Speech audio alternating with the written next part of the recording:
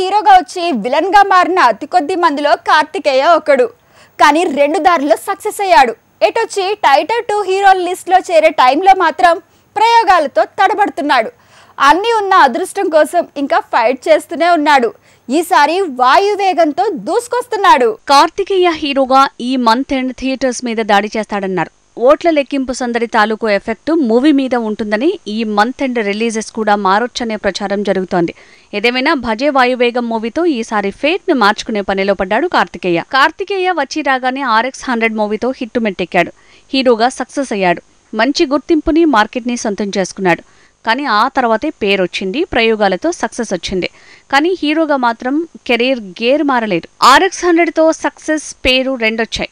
తర్వాత gang లీడర్లో villain గా కనిపించాడు. అలా కూడా పేరొచ్చింది. హీరోగా సక్సెస్ అయిన వెంటనే ఎవరూ విలనిజం ఎంచుకోరు. కానీ అలా కూడా పేరుతో పాటు క్రేజ్ కూడా పెంచుకున్నా ఆ తర్వాతే సాలిడ్ సక్సెస్ రాలేదు. అజిత్ మూవీ వలిమైలో కూడా విలన్ గా కనిపించిన కార్తికేయ అక్కడ కూడా మంచి గుర్తింపును దక్కించుకున్నాడు.